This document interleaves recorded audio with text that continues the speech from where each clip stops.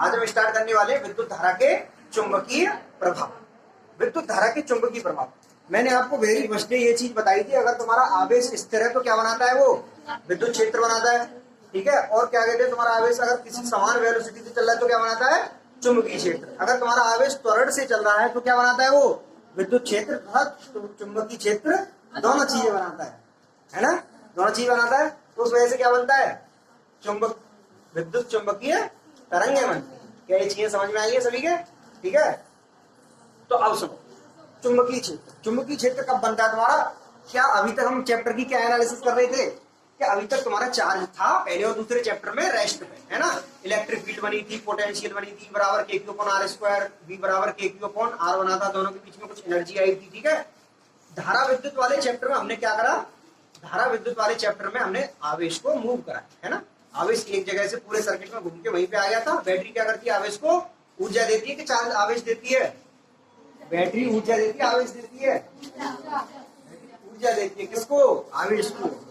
मैंने बताया था पूरी मैकेनिज्म समझ आएगी, है ना। क्या आवेशों का अनुगमन वेग यानी अपवाह वेग होता है, ड्रिफ्ट वेलोसिटी, है ना। I बराबर NAVD, VD बराबर EV टू अपॉन ML, ये सारे फॉर्मूले थे।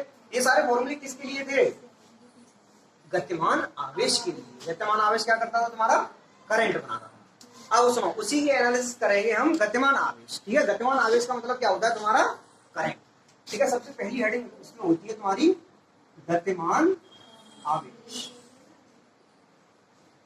गतिमान आवेश, गतिमान आवेश का मतलब क्या है, गतिमान आवेश क्या बनाएगा, I बराबर Q अपॉन T। गतिमान आवेश मतलब I बराबर dQ अपॉन dt, ये मैंने बताया था आप लोगों को, ठीक है। अगर तुम्हारा आवेश गतिमान होता है तो क्या बनाता है वो करंट बनाता है, ठीक है। तो गतिमान आवेश क्या बनाएगा, तुम्हारा विद्युत धारा। और मैंने पहले दिन आपको बताई थी, अगर आवेश तुम्हारा चल रहा है किसी कांस्टेंट वेलोसिटी से तो वो क्या बनाता है चुंबकीय क्षेत्र बनाता है, ठीक है। मतलब चुंबकीय क्षेत्र। अगर आपसे कोई बोलते कि भाई साहब चुंबकीय क्षेत्र कब बनता है, तो आप उससे सीधे बोल देना, अगर कोई भी आवेश किसी नेत चाल से चल रहा है तो क्या बनाता है वो चुंबकीय क्षेत्र बनाता है। और अगर रेस्ट पे रखा हुआ है तो क्या बनाता है विद्युत क्षेत्र बनाता है। अगर त्वरण से चल रहा है तो विद्युत क्षेत्र तथा चुंबकीय क्षेत्र दोनों बनाता है। अच्छा, अब सुनो, किसी भी वायर में सपोज करो ये तुम्हारी ट्रांसमिशन लाइन जाती है ऊपर होके, इसके साइड साइड में जो हमें आवाज सुनाई होती है, भर भर की आवाज सुनाई देती है, वो क्या होती है, आवाज हमारी क्या शो करती है, मैग्नेटिक फील्ड को। मैग्नेटिक फील्ड यानी वो शो करती है कि इस वायर में से करंट जा रहा है, करंट जा रहा है मतलब आवेश तुम्हारा गतिमान है, और वो बना के आ रहा है उसके चारों ओर चुंबकीय क्षेत्र। कहते हैं ना कि मोटरसाइकिल जा रही थी तो वो उसने ऊपर की ओर खींच ली। क्यों खींच ली, वो उस वायर के साइड में क्या बनना था चुंबकीय क्षेत्र। अगर वो हाई टेंशन लाइन होती है, ये जो होता है ना इस तरीके से जो होते हैं टावर्स वगैरह, अगर इन दोनों के बीच में ज्यादा सेग आ जाता है, सेग मतलब ऐसे, और यहाँ पर कोई सपोज करो आदमी जा रहा है मोटरसाइकिल वगैरह से आ रहा है, तो क्या इसकी ओर अट्रैक्ट नहीं हो जाएगा, क्यों क्यों नहीं होगा। बहुत कितने आदमी मर गए टेंशन लाइन से, तो ये जो मतलब अगर बहुत नीचे होती है वायर तभी तो अट्रैक्शन तभी हो जाती है। और एक और चीज बताऊं, जमीन पर पड़ी होती है ना, उसके साइड में से तुम ऊपर रोटी की बाइक निकाल दो तो भी हालत खराब हो जाती है। मेरे चाहते हैं प्रिंस के गाँव के, वो वहीं शेखपुरा में रहते हैं, ऊपर से जा रही होगी, पता होगा आपको, है ना। तो वहीं पे गिर गई थी बस जमीन पे, वो उससे कांटेक्ट में भी नहीं आए थे, और उसके साइड में से उन्होंने बाइक निकाली, उसके मैग्नेटिक फील्ड की वजह से उनको मतलब घायल हो गए, और कम से कम 1.5-2 महीने बिस्तर में रहना पड़ा, जो कि कांटेक्ट में तो आए ही नहीं थे। कांटेक्ट में आते तो पता ही नहीं चलता, समझ रहे हो। तो ये क्या होता है, गतिमान आवेश तुम्हारी धारा बनाती है, धारा क्या बनाती है चुंबकीय क्षेत्र। इसमें पहली हेडिंग डालेंगे ऑर्स्टेड का एक्सपेरिमेंट, ठीक है। आज जाओ ना यहाँ से तो वो आवाज सुन के जाना, सुनते तो मैग्नेटिक फील्ड की आवाज होती है।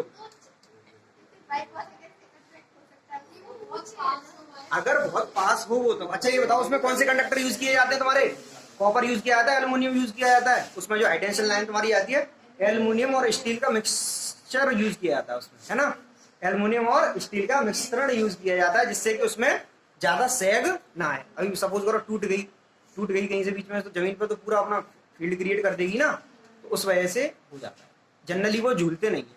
अगर उसमें तुम कॉपर वायर यूज करोगे, जैसे जो हाई टेंशन लाइन होगी तुम्हारी, सपोज करो ये सही, कॉपर वायर अगर यूज करोगे तो कॉपर वायर तुम्हारा झूल जाएगा। तो कॉपर का मास कितना होता है 63.5, ये होता है, इसका बहुत हाई होता है। अच्छा, अगर इसकी जगह हम एल्युमिनियम का वायर यूज करते हैं, एल्युमिनियम उससे बोलते हैं ACSR बोलते हैं, है ना। ACSR मतलब एल्युमिनियम और steel, aluminium conductor steel reinforced से बोलते हैं, ठीक है।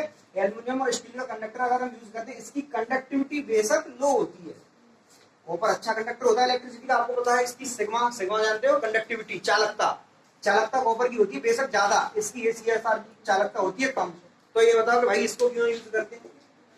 जब तुम्हारी चालकता कम है, और चालकता कम तो प्रतिरोधकता ज्यादा, चालकता है तो प्रतिरोधकता कम, तो इसको क्यों यूज कर रहे हैं मुझे ये बताओ। क्योंकि मास की, इसका ओवरऑल मास जो है तुम्हारा कम है, इसमें तुम्हारा सेग नहीं आता। सेग मतलब ये होता है सेग, ये उतनी ज्यादा नहीं तलता, ठीक है ना, जिससे कि मतलब नॉर्मल लाइफ में तुम्हें प्रॉब्लम ना हो।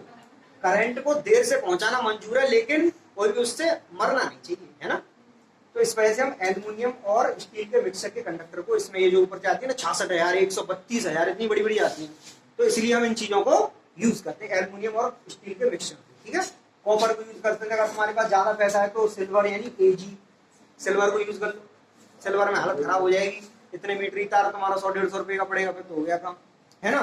तो ये सारी चीज से हमने क्या सीखा, गतिमान आवेश क्या बनाता है, तुम्हारी धारा बनाता है, और धारा क्या बनाती है, चुंबकीय क्षेत्र। क्योंकि धारा के अंदर चार्ज तुम्हारा किसी कांस्टेंट वेलोसिटी से मूव कर रहा था, उसकी वेलोसिटी कितनी होती थी, ev/ml, ये आपको याद होना चाहिए, ड्रिफ्ट वेलोसिटी का फॉर्मूला, ठीक है ना। क्या ये चीज यहां तक समझ में आई है? अब हेडिंग डाल लीजिए, ऑस्टर्ड का प्रयोग। हाँ, इसे नोट कर लो।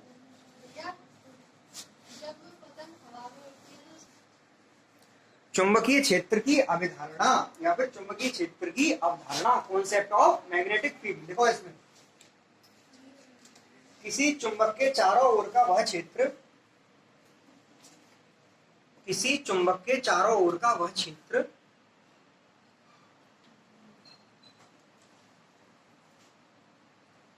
जिसमें किसी चुंबकीय सुई पर, किसी चुंबक के चारों ओर का वह क्षेत्र जिसमें किसी चुंबकीय सुई पर एक बल आघूर्ण काम करता है, जिसमें किसी चुंबकीय सुई पर एक बल आघूर्ण काम करता है,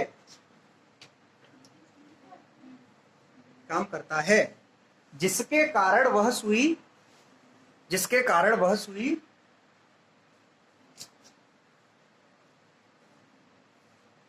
घूमकर एक निश्चित दिशा में ठहरती है, जिसके कारण वह चुंबकीय सुई घूमकर एक निश्चित दिशा में ठहरती है। चुंबक का चुंबकीय क्षेत्र कहलाता है, चुंबक का चुंबकीय क्षेत्र कहलाता है।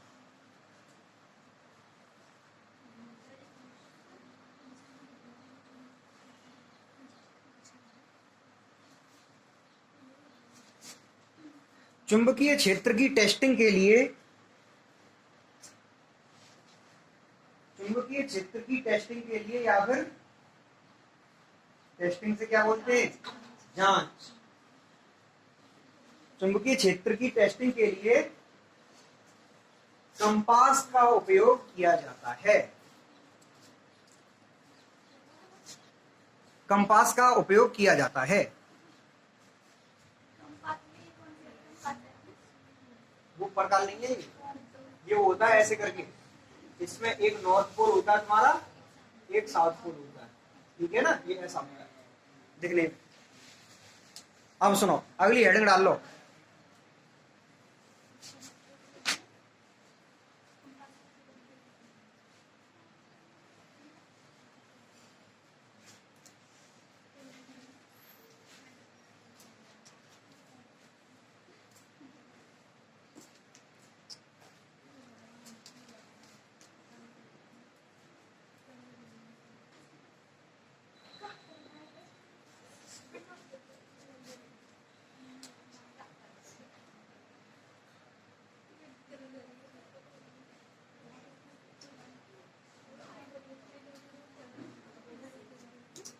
ऑस्टर्ड का प्रयोग, अब सुनो, ऑस्टर्ड का प्रयोग हम समझते हैं, ठीक है।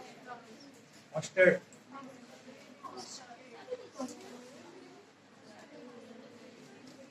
ऑस्ट्रेड, ऑस्टर्ड कुछ भी लिख लो भाई। अब देखो एनसीईआरटी में किरचॉफ की जगह किरचॉफ लिखा हुआ है,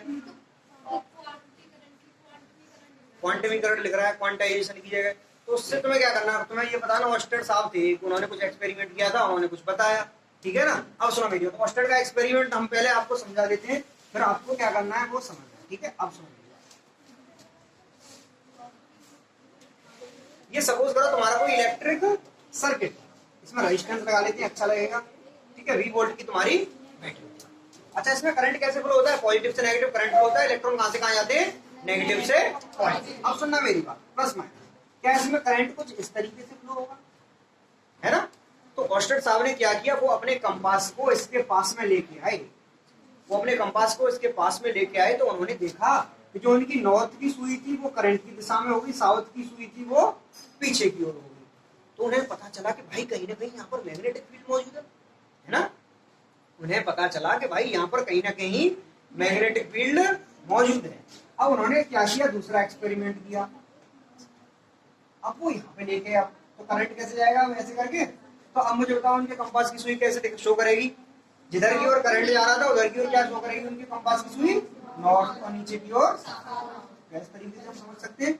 तो ऑस्टेड साहब ने बस इतना ही बताया था कि क्या कहते हैं, तुम्हारी नॉर्थ की सुई तुम्हारे करंट की दिशा में शो होगी। अब उन्होंने क्या किया, करंट को बढ़ाया, करंट को बढ़ाया, या फिर ये सपोज करो रेओस्टेट था, है रेओस्टेट जानते हो, ये रेजिस्टेंस होता है, रेजिस्टेंस में अगर तीर लगा देते हैं तो उसका मतलब ये होता है कि रेजिस्टेंस को हम चेंज कर रहे हैं। उन्होंने रेजिस्टेंस को कम किया, रेजिस्टेंस कम करेंगे तो करंट बढ़ेगा, सीधी सीधी बात है। जब उन्होंने करंट बढ़ाया तो देखा चुंबकीय सुई बहुत जल्दी विक्षेपित हो गई, है ना। अब तुम्हारी पहले तो यहाँ पे थी, सपोज करो पहले यहाँ पे थी, ऐसी नॉर्मल पोजीशन में थी, नॉर्थ साउथ ऐसी घूम रही थी, जैसे ही इसको इसके पास ले गए तुरंत ढिशक्यां ऐसे करके हो गई, बिल्कुल सीधी हो जाएगी, इसकी ओर कैसे हो जाएगी, अब तुरंत ऐसी हो जाएगी, नॉर्थ इधर और साउथ इधर, है ना। तो अभी तो कैसे हुई, जैसे सपोज करो ये है, तो जैसे इसको वायर के पास ले गए तो ऐसे करके धीरे से, है ना। अब उन्होंने क्या किया, करंट की मात्रा को बढ़ा दी, तो तुरंत हो गई, करंट की मात्रा को बढ़ाने पर तुरंत विक्षेपित हो गई, किधर की ओर, जिधर करंट जा रहा था उधर की ओर नॉर्थ हो गया, अपोजिट डायरेक्शन में तुम्हारा साउथ हो गया। करंट को उन्होंने और बढ़ाया, बहुत जल्दी हुई, और बढ़ाया, ऐसे जल्दी जल्दी होती गई, मतलब करंट बढ़ाने के साथ चुंबकीय सुई में विक्षेप बहुत जल्दी मिलता है, ठीक है। तो इसके बारे में कुछ नोट देखो, जब चालक में धारा प्रवाहित की जाती है,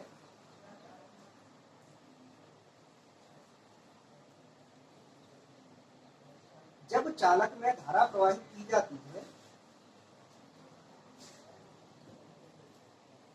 तो चुंबकीय सुई अपनी पूर्व स्थिति से विक्षेपित हो जाती है, तो चुंबकीय सुई अपनी पूर्व स्थिति से विक्षेपित हो जाती है।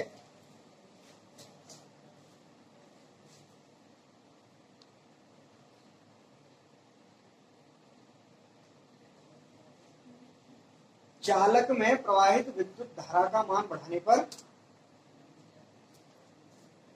चालक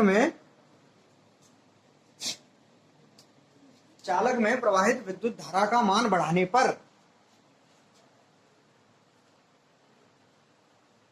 सुई कम समय में विक्षेपित हो जाती है, सुई कम समय में विक्षेपित हो जाती है, सीधी सीधी बात है, कम समय में हो जाएगी, क्योंकि टाइम तुमने वो करंट बढ़ा दिया तो जल्दी विक्षेपित हो जाएगी वो नॉर्थ डायरेक्शन में करंट की ओर विक्षेपित हो जाए।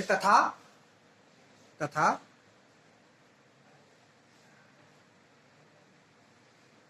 धारा की दिशा परिवर्तित करने पर, तथा धारा की दिशा परिवर्तित करने पर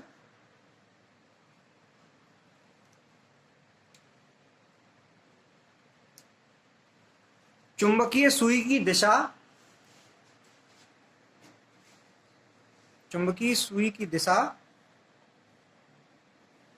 उल्टी हो जाती है, उल्टी या फिर अपोजिट हो जाती है ना, अपोजिट हो गई बिल्कुल। पहले इधर की ओर जब करंट जा रहा था तो इधर नॉर्थ शो कर रहा था, अब इधर की ओर करंट जा रहा है तो इधर साउथ करेगा, यहाँ पे है ना। समझ में आई ये चीजें?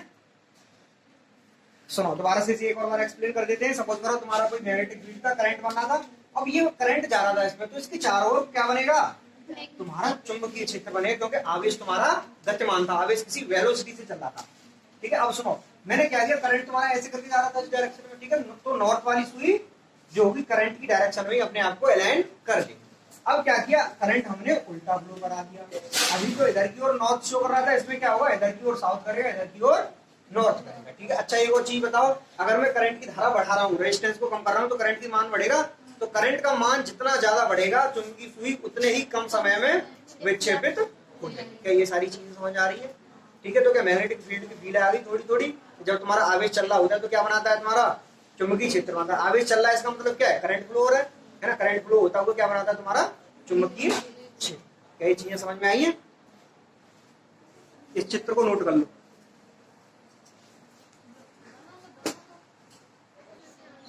अब देखो, अब बात करते हैं हम चुंबकीय क्षेत्र की दिशा निकालने की। चुंबकीय क्षेत्र की दिशा कैसे निकालते हैं, दाएं हाथ की हथेली का नियम, यही इसमें लिखा हुआ है तुम्हारी किताब में, राइट हैंड पाम रूल इसको बोलते हैं, राइट हैंड पाम रूल, ठीक है। इस रूल में क्या होता है, हिंदी में बता दो, ये रूल तुमसे कभी भी पूछा नहीं जाएगा। तुम्हारा जो अंगूठा होता है, अंगूठा क्या करेगा, अंगूठा शो करेगा तुम्हारी करंट की डायरेक्शन, ठीक है, करंट, ठीक है, अंगूठा तुम्हारा शो करेगा तुम्हारा करंट। तो और तुम्हारी जो हथेली होगी, हथेली क्या करेगी, हथेली का घूमना, हथेली का घूमना ये शो करेगी तुम्हारी चुंबकीय क्षेत्र की दिशा। नोट कर लो इसे। अभी मैं आपसे निकलवाऊंगा 2-4 क्वेश्चन देके, फिर आपको फील आएगी इसको कैसे निकालते हैं मैग्नेटिक फील्ड को, ठीक है।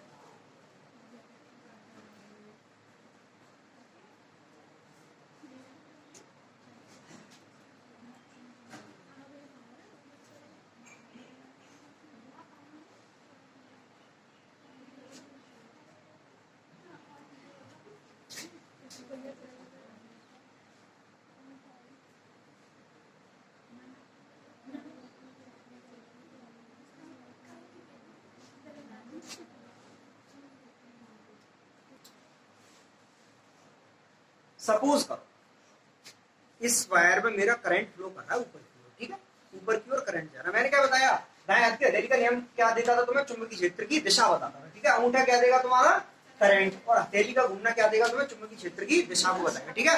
अब सपोज करो इस वाले वायर, ये वायर है तुम्हारा, कोई इसमें करंट तुम्हारा जा रहा है ऐसे करके, ठीक है, ऊपर की ओर जा रहा है, करंट ऊपर की ओर जा रहा है। तो अंगूठा क्या किस डायरेक्शन में करना है हमको, करंट की दिशा में, ठीक है। करंट ऊपर जा रहा था तुम्हारा, अंगूठा ऐसे करके, ऐसे तो कहते हैं ठुल्लू जो दिखाते हैं, ऐसे करके ऐसे ऐसे ऊपर कर लेंगे। अब हथेली, ये हथेली होती है हमारी, इसको हम घुमाएंगे, इसको मैंने कैसे घुमाया, ऐसे घुमाया, यानी ये क्या बन गई तुम्हारी चुंबकीय क्षेत्र की दिशा बन गई। अब मुझे बताओ, ये चुंबकीय क्षेत्र की दिशा मेरी ऐसी बनी थी, अब आप देखते बताओ ये एंटी क्लॉकवाइज है, क्लॉकवाइज है, क्लॉकवाइज है, एंटी क्लॉकवाइज, घड़ी देखनी आती है, ठीक है, क्लॉकवाइज है ये। अब बताना, ये में सेम है, कुछ चेंज नहीं किया है, अब बताओ क्या है, एंटी क्लॉकवाइज, ठीक है। तो चुंबकीय क्षेत्र की दिशा देखने वाले की नजर से चेंज हो सकती है, ठीक है ना, ये चीज समझ में आई है। अब मुझे बताओ, सपोज करो इसमें नीचे की ओर तुम्हारा करंट जा रहा है, नीचे की ओर करंट जा रहा है, तो मैंने अंगूठा क्या किया, नीचे की ओर किया। अब क्या किया, हथेली को घुमाया, ऐसे करके घुमा रहा हूँ मतलब ये है, ठीक है, ये घूमने लग गया, घूमने लग गया, घूमने लग गया। अब बताओ क्लॉकवाइज क्या एंटी क्लॉकवाइज, क्लॉकवाइज। अच्छा अब बताओ एंटी क्लॉकवाइज क्या क्लॉकवाइज, एंटी क्लॉकवाइज। तो क्या देखने से नजरिया चेंज हो जाता है, ठीक है ना, तो उस चीज से आपको ध्यान नहीं देना है। तो इसको मैं एक इलस्ट्रेशन करके बता दे रहा हूँ। सपोज करो ये तुम्हारी बैटरी है, इसमें तुम्हारा करंट कैसे जाएगा और चुंबकीय क्षेत्र की दिशा कैसे होगी। करंट तुम्हारा ऐसे जाएगा, यहाँ से आई निकलेगा करंट, 20 वोल्ट की बैटरी थी, करंट तुम्हारा कैसे जा रहा था, नीचे की ओर, नीचे की ओर तुम्हारा करंट जा रहा है, तो चुंबकीय क्षेत्र इस तरीके से बनेगा। ध्यान से समझना, आप देखना, ये ऐसे बनेगा तुम्हारा करंट ऐसे करके, यानी ऐसे करके बनना है ना, सीधे हाथ से ना उल्टे हाथ से करने लग जाना, उल्टा आंसर आ जाएगा, है ना। तो ये तुम्हारा करंट इस तरीके से घूमना है। अब सपोज करो आप यहाँ से खड़े होके देख रहे हो और एक बंदा यहाँ से खड़े होके देख रहा है, तो इसको बताओ क्या दिखाई दे रहा है, इसको बताओ क्या दिखाई देगा, आंसर बताओ। ऐसे जा रहा है, ऐसे करके दिखाई दे रहा है, सोच के देखो, विजुअलाइजेशन की बात है, ठीक है। ऐसे करके घूम रहा है, इधर यहाँ से कोई खड़ा है बच्चा, तो उसको क्या दिखाई दे रहा है, सोचो, ऐसे घूम रहा है। तुम यहाँ नीचे खड़े हो, एक तरह से मान लो ऐसे करके घूम रहा है, एंटी क्लॉकवाइज दिख रहा है मुझे तो, है ना, सोच के देखो, सोचने वाली बात है बस, ठीक है। तो यहाँ से देखो तो क्या दिखाई देगा, एंटी क्लॉकवाइज, ठीक है। अब सुनना मेरी बात, ऐसे जा रहा था, ऐसे अब ये बताओ, ये बच्चा क्या दिखाई, इसको क्या दिखाई देगा? समझ लो ऊपर से कोई दिख रहा है मुझे, मान लो भगवान जी देख रहे हैं, जो ऊपर फोटो लग रहे हैं, इनको क्या दिखाई देगा? है ना? तो मैग्नेटिक फील्ड की दिशा देखने के नजरिए से चेंज हो सकती है, ठीक है ना? है ना? तो आंसर अगर आपका चेंज आ रहा है तो उससे कोई दिक्कत नहीं, ठीक है ना? अब मुझे एक बात बताओ, इस बार में धारा उल्टी कर दूं तो करंट कैसा आएगा तुम्हारा? मैग्नेटिक फील्ड ऐसे करके घूमेगा। तो अब बताओ इसको क्या दिखाई देगा? क्लॉकवाइज। ऊपर वाले को क्या दिखाई देगा? एंटी। क्या मैग्नेटिक फील्ड की दिशा निकालना समझ में आई है सभी बच्चों के? ठीक है, तो कल हम पढ़ेंगे Biot Savart law. Biot Savart law